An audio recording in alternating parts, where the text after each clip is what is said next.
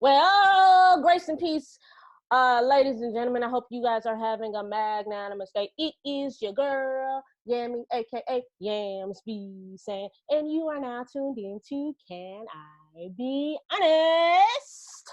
And today I have the plaisir of I guess semi-interviewing or developing my interviewing skills with another one of my long-term homies. If you guys have been following the Thank God I'm Haitian series for Can I Be Honest, I've been introducing you to some of my favorite people who are doing some wonderfully magnanimous things in the community. And this is a face that you might recognize on what's that, the Don't Rush Challenge.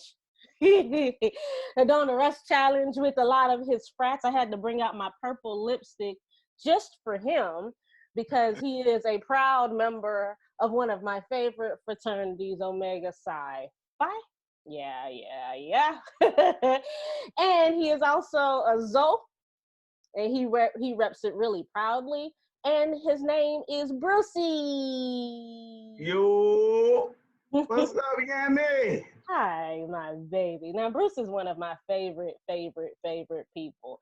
And quite honestly, I don't really know how we met. I know that we both went to the University of Florida, but I don't know how we got together. Do you know how we met? Yammy, it was, I'm sure the Q's was doing like a orange, something at the Orange and Brew, and a voice that they was telling me about that was Haitian named Yemi. And I said, ain't no Haitian's name, no Yemi, that I know of.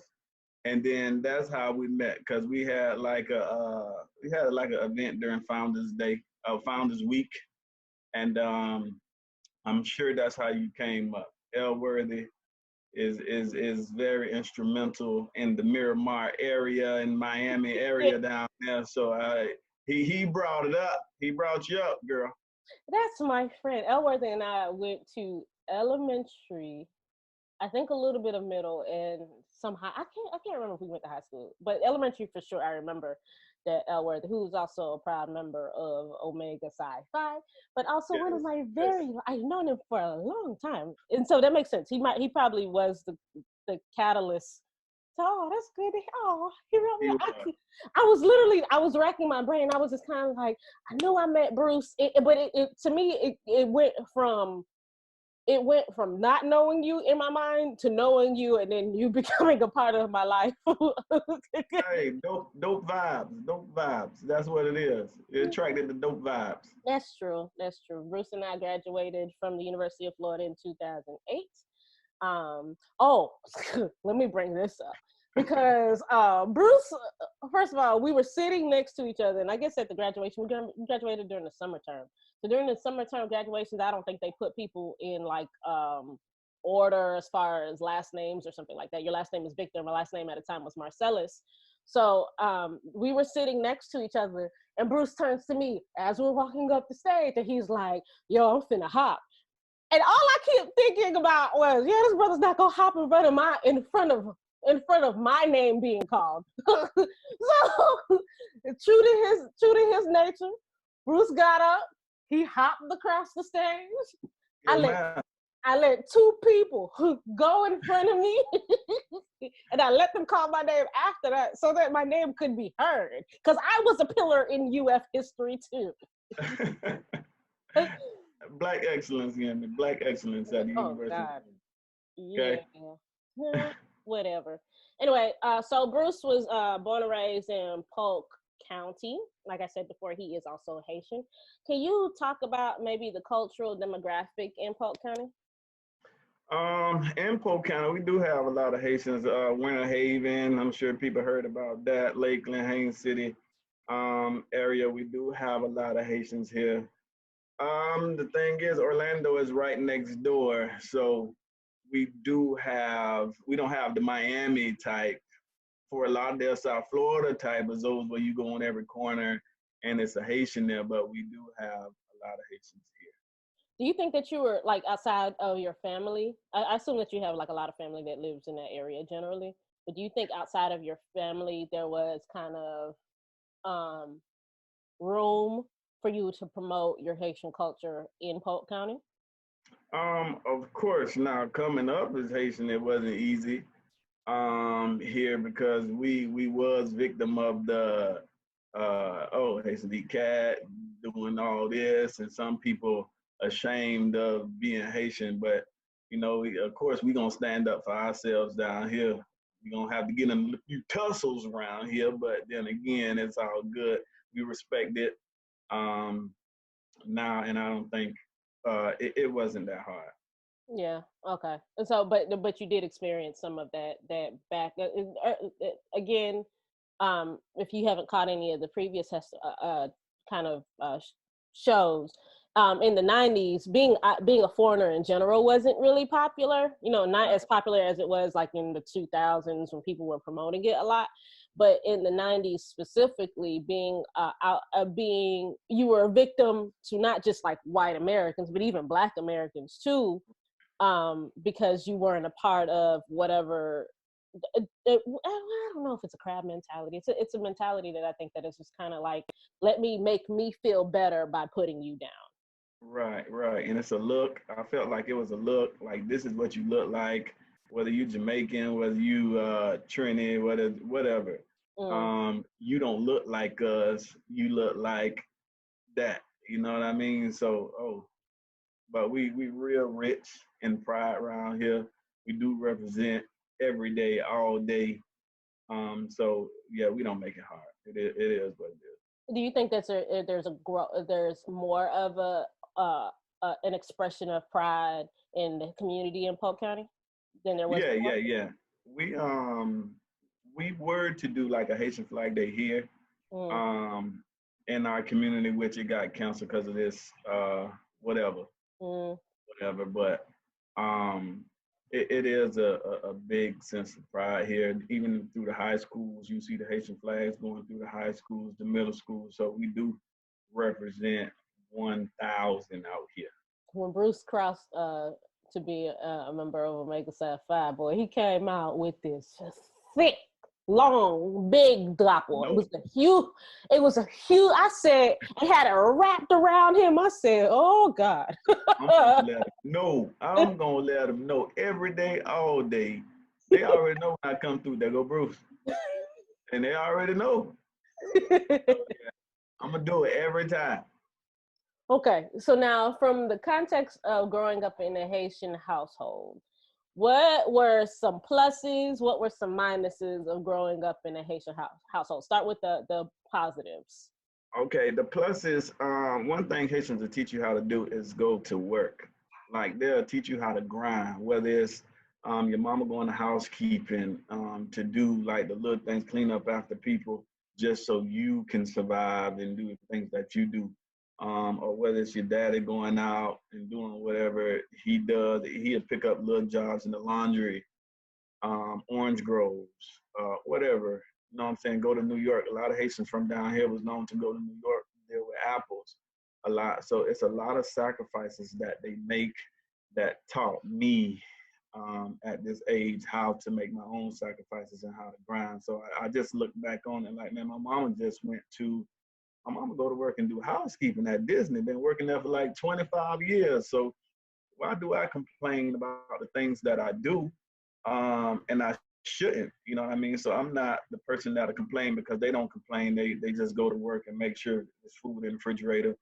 Um, you know, they cook, they come home to cook and make sure you fed after work, a long shift of work. And say, well, I just did like 30, 40 rooms, then I'm coming home to cook. And then football practice was another thing, track and field practice was another thing, making sure I get there. So they did take care of me in that aspect, and they taught me how to grind. So. I mean, that's a fact. Haitians know how to hustle. Most not to discredit any other culture or people, white, Black, Hispanic, Asian, whatever, but Haitians we know um, instilled that hard work, hustle mentality. And what you're saying is something that we brought up in our episode with Christine, who's a mental health professional, about that not complaining aspect. Every time you get to the point where you feel like you might be saying something that's a complaint. It's just kind of like, why am I complaining? Because the people that raised me did more than I'm doing now.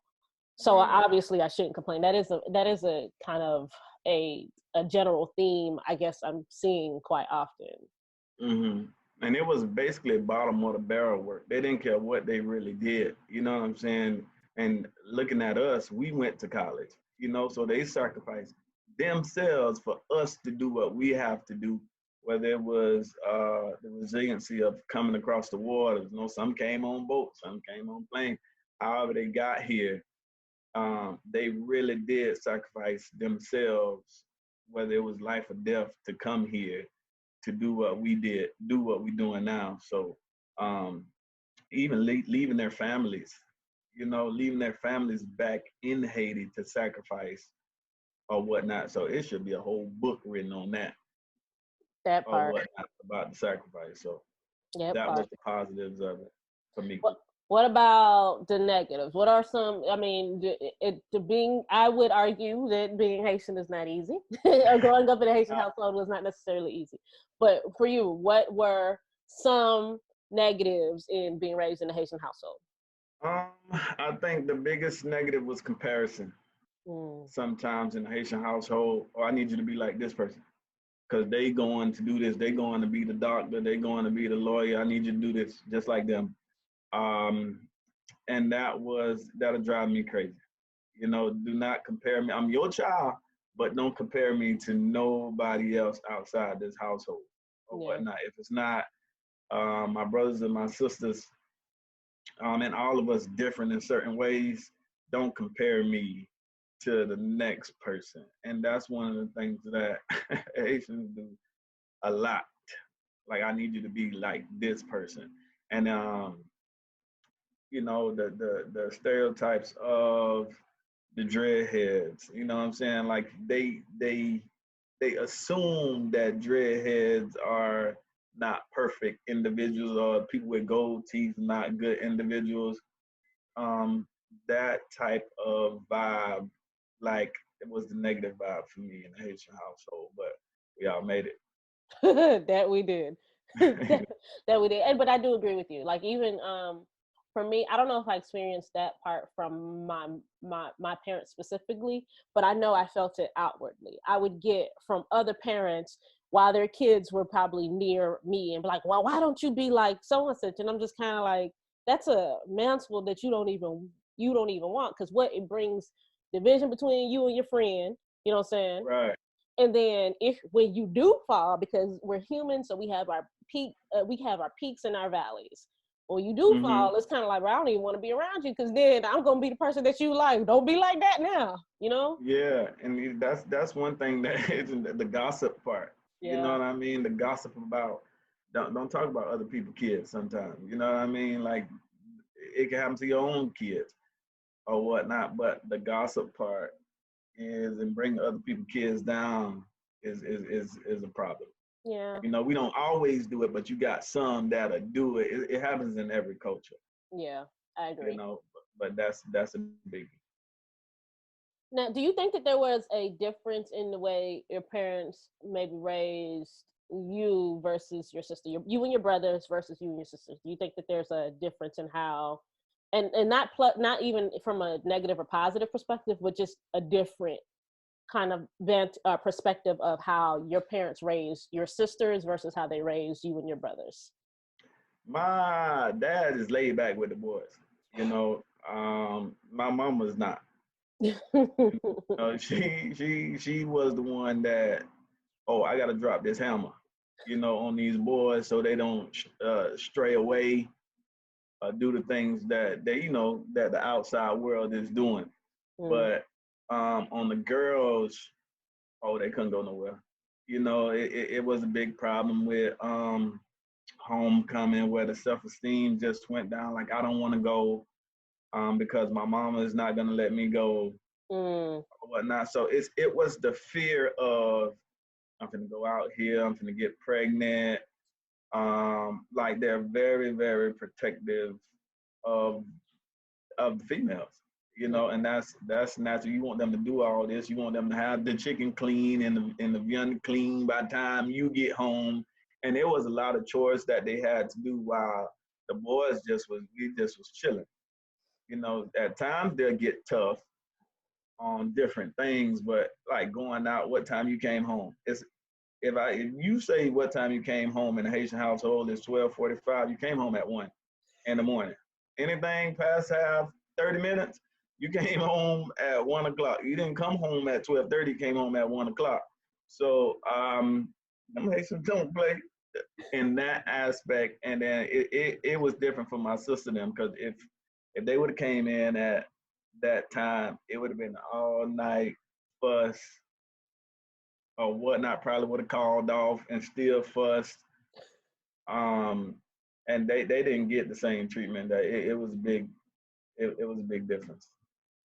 I often wonder why, though. I mean, I know you kind of alluded to it where you were talking about, the potential of becoming pregnant. And I guess for a woman who has to hold the child versus a man who doesn't necessarily have to hold the child or whatever, or like doesn't even have to be a part of the life until like there's some reason to, I can understand that. But essentially too, if you have a son who's out hanging out and he gets a girl pregnant, that's Mm-hmm. equally that's a problem too. Haitians didn't see it like that, man. Haitians definitely didn't see it like that. You know, I guess the boys was the protector, and they can handle their own. While girls are out here, the girls are out here, and then boom, Yeah. anything can happen to them, and then that's a big fear that she can't protect herself Mm. or whatever the case may be. And I need her to be here with me at my house and my household. My daddy wasn't too tough on them, but the mama didn't really play. Yeah. And I think a lot of that has to do with perception too. You don't for I think for men in some regard, and this is cross cultural, it seems like, but for in the black diaspora, let me say that. But Mm-hmm. cross culture, it seems like, what was I gonna say? For for men, you were kind of allowed to sow your wild oats, and that was natural. But for women, we don't want you to have the perception of being that kind of girl, because that's Mm-hmm. problematic. And perception for Haitians is a big thing. You know what I'm saying? Being viewed a certain kind of way. Mm-hmm. I can to one respect, I understand it, I respect it. Um, it for me being a parent, it's not something that I'm fully enwrapped in. I probably take like that kind of stuff, and again, I don't even know if my parents are really that. Oh, I don't know. I'd have to really dig deep to think about it. But for that kind of stuff, when it comes to raising my daughter, I it's important that she doesn't feel. I don't know. I'm trying to find a balance Like between, Kate, yeah. yeah, not being so hard on that kind of thing, like being free to be, you in full, and Mm-hmm. not just because you're a girl you have to cook, you have to clean, and all that other stuff, but teaching her those qualities too. So I'm trying to find a balance. But for you, I know you Mm-hmm. don't have kids yet, but you do mentor a ton of kids, and we'll kind of get into your profession a little bit after that. You do mentor a lot of kids. How do you think having that experience influences how you interact with children and how you might be as a father?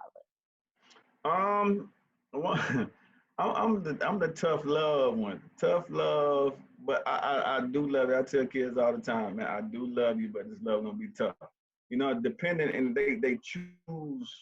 I think this is what it is. They choose the way I act. Mm, Sometimes that makes sense. If it's one that I see about to fall off the edge, I like, man, I got to hold on to you. You know what I mean? And I teach you a certain way. Probably show you videos of certain people and show you different avenues that this person done took that didn't work well that you're doing. You know what I mean? So I try to blend in as much information as possible to help whoever, you know, um, whoever make it. And that is important to me. I'm interested to see Bruce as a daddy. It's gonna be funny to watch.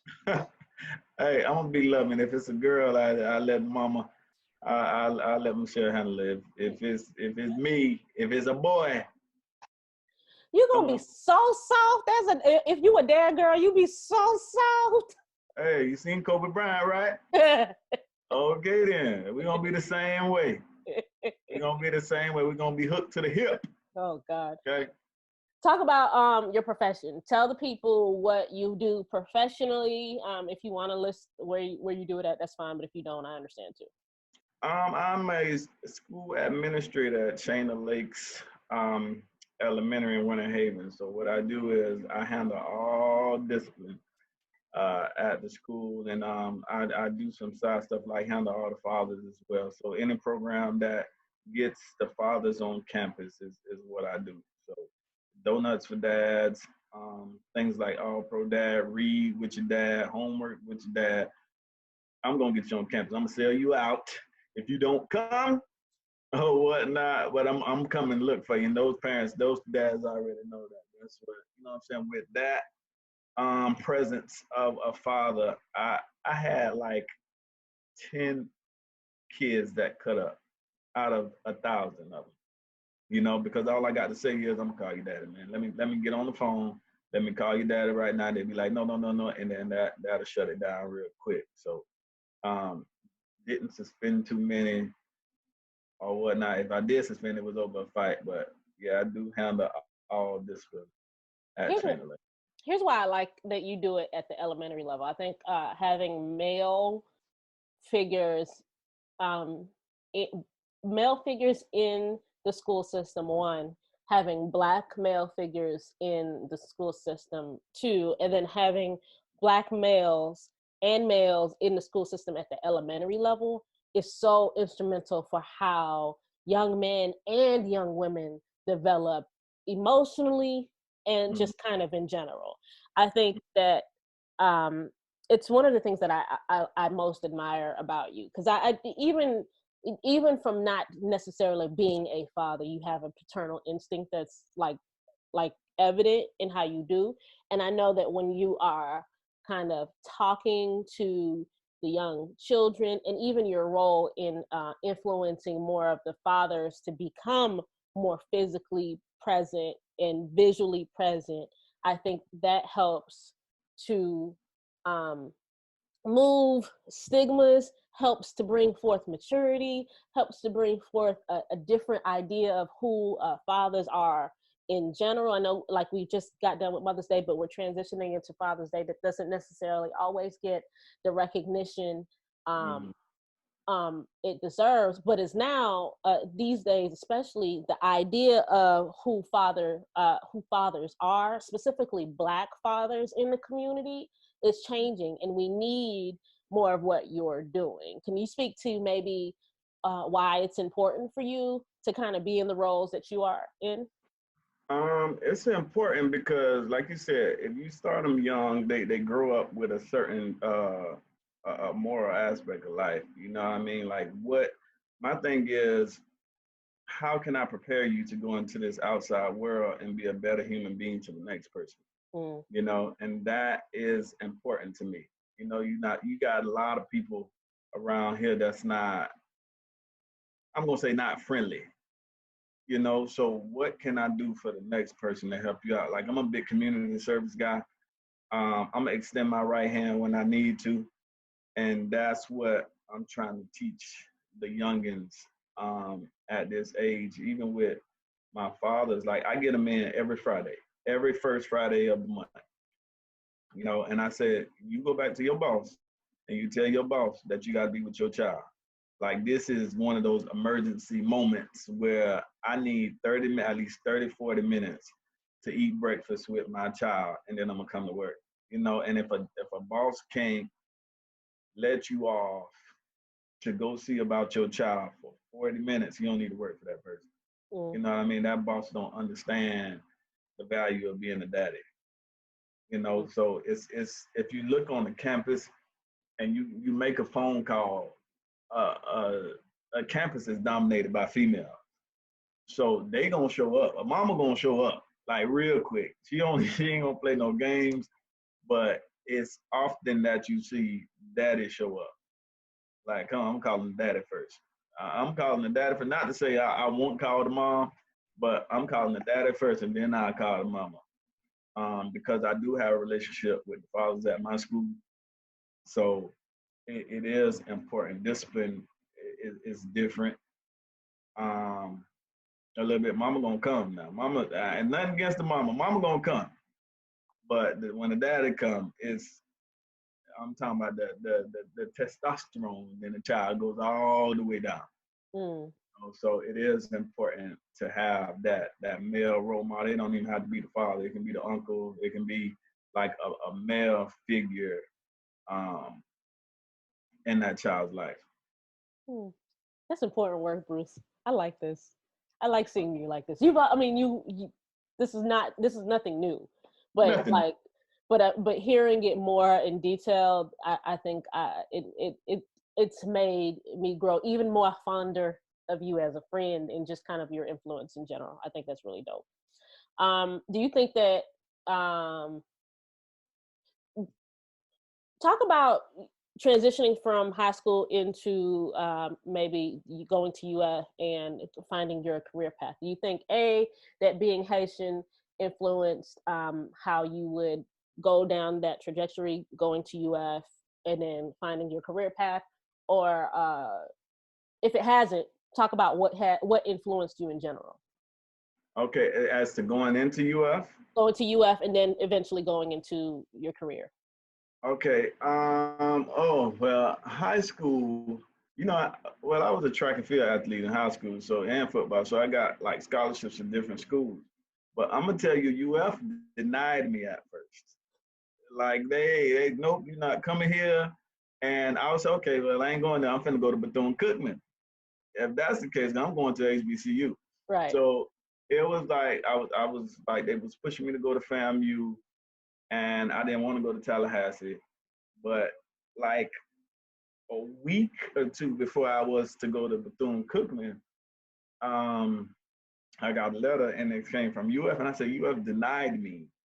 Like, y'all just denied me. Why y'all writing me back? So here come Mike Powell with a you are accepted to the University of Florida. And I thought about it. I was like, these people, I don't know. This one say decline, this one say accepted. Right. So I had to actually call and make sure that that's where I wanted to go. And I turned down all the scholarships that I had. And I said, forget it. I'm just going to go there. I'm just going to go 2 hours up the road to UF. And coming out my Haitian household, my mom was like, oh, that's too far. Going to Gainesville is too far. How about you go right here? Because I was the youngest boy. And she was like, nah, you're not known to be away from me. Like that. But I did take, like I said, sacrifice is important. So I did sacrifice. I came to UF. That transition was easy coming out of Haines City High School.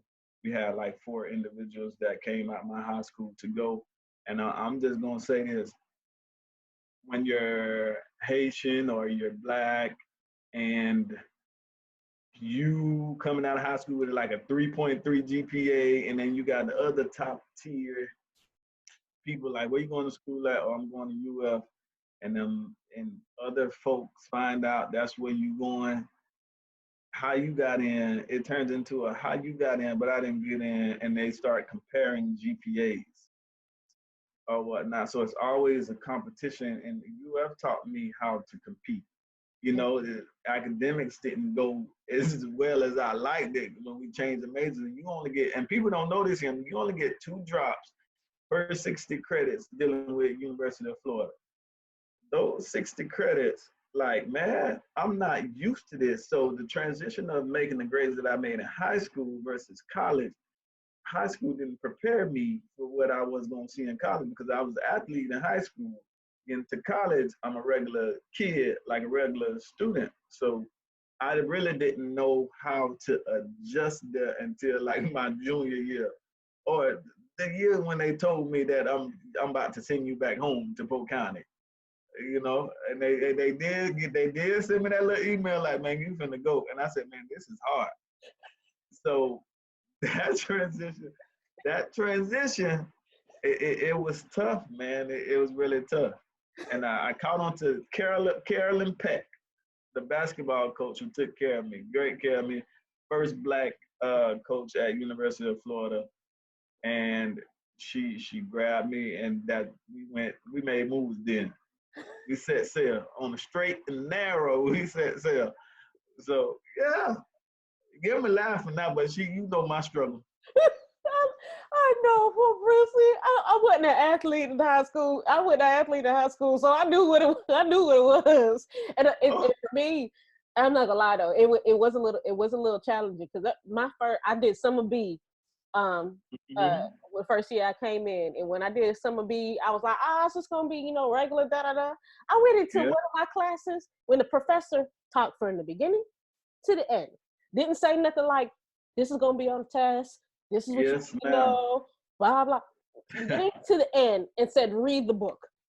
I ended that semester with a C, and I was just kind of like, "What?" six, Because I chap- didn't know what to chap- do. 6 chapters in 2 days. That's what they want from you. I said I never looked at 6 chapters. I never looked at one chapter in 30 minutes, and then you want 6 chapters in 2 days. Like, come on, man. We wasn't prepared for that, but we made it out. Did You did know. So what made you go into administration? Like, what made you want to go that route? I always dealt with kids, and it really wasn't me. It was like previous principals. Like, man, you'll be great at doing this. I said, nah, let me just get in and get out. I'm the type of person that get in and get out. Some of it, they said, no, Bruce, I'm gonna promote you. Like, you're not gonna stay in this position. I'm gonna promote you. I said, no, I'd rather stay in what I'm doing now. And it was the push, man. It was the push because they seen how well I dealt with kids. When the kids were acting up in another class, I basically was ISS, and I already had kids with me, but I was basically take care of this kid. Take care of it. They could be black, white, Spanish, whoever. Man, take care of this kid, and the kids listen. Mm. So they made me the dean and like of a middle school. And middle schoolers got straight attitude. Seventh graders are the worst when it comes to attitude in that transition stage.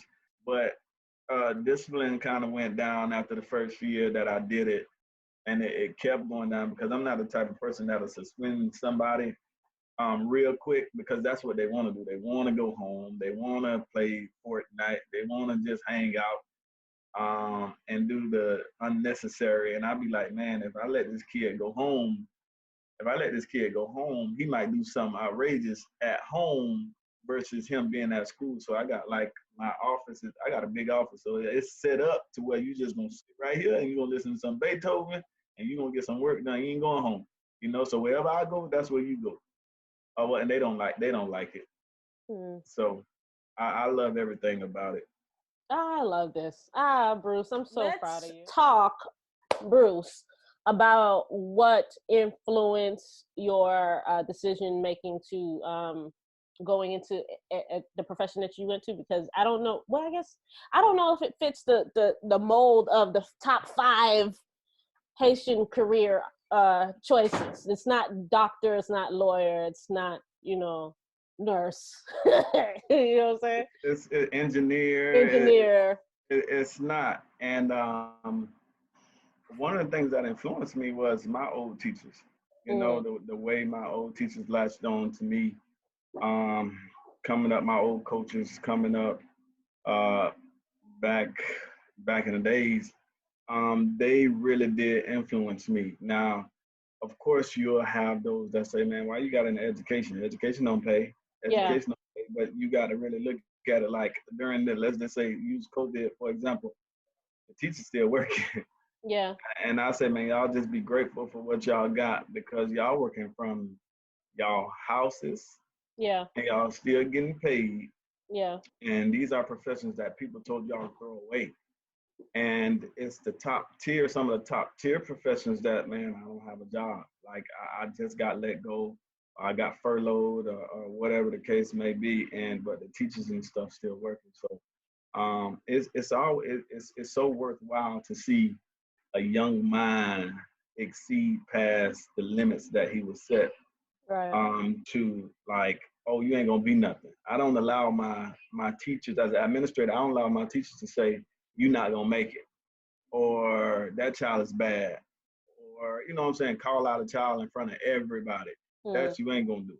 You know what Yeah. I'm saying? Because if the kid go off on you, sometimes the kid come in and give you a hint that he's not having a bad he having a bad day, or um different things like that, and you still trying. Yeah. You know, and that's where you come into conflict with a child, because you can see he having a bad day. Mhm. You know, you want to kick him out the class. You want me to suspend him, or what else you want me to do? You know, so you done sold them out in front of everybody, but you don't expect them to lash out. So it was big to go into that profession, especially for kids that look like me, Yeah. because I always tell a new teacher, that a kid not gonna learn from me if you don't understand where he came from. That's a good point.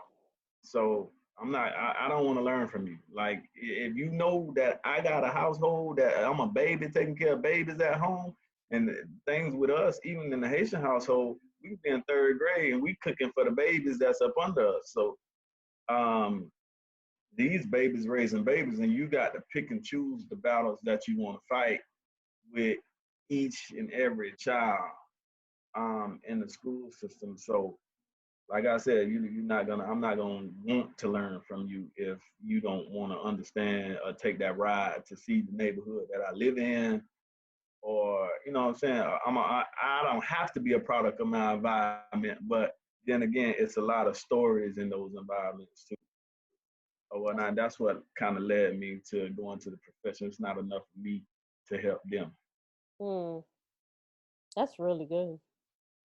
I don't even know how to follow up with that. Honestly, I think that's really good. You're my people. You're my people, people, people. If they wanted to, if you wanted to get new followers, do you want new followers? I don't know, but if you do, how can they kind of make contact with you? Or if they have they need to, they want to reach you, or they want to maybe talk to you about how about public speaking, because you do that well too, and about maybe help with navigating kids discipline, specifically with dads and young men or young children. How can they reach you? You can do it Bruce.Victor at poke-fl.net. That's one, or my Instagram. What's my Instagram name, Yemi? ZoBoyBVic. That's what it is. It's ZoBoyBVic. I already got a lot of followers from Don't Rush Challenge. Oh God! Now your ego's already big, so now that's gonna make you a little high. Let me tell you, Bruce. Here's how I knew it was big. It was my non-UF friends sending me like the video. You know how you saying like, oh, this is a good Don't Rush or whatever. Sending me the video, and I said, is that my baby Bruce? He's like, yeah, I'm hanging out in the back. I didn't think it was gonna get that big. I promise. Oh yeah. I Oh didn't yeah. think it was gonna do all that. It put me at the back. Put me at the back. I'll just be chilling. Ain't nothing wrong with that though. I'm proud of you. I'm really thankful that you decided to come on here and share your wisdom with the people and with me. No problem. No problem. Big things coming soon, man. The big things coming soon. Hey, okay. You know how I go. I'm gonna go ahead and stop the recording, but we can still talk after this. How do you stop? Do I pause or stop?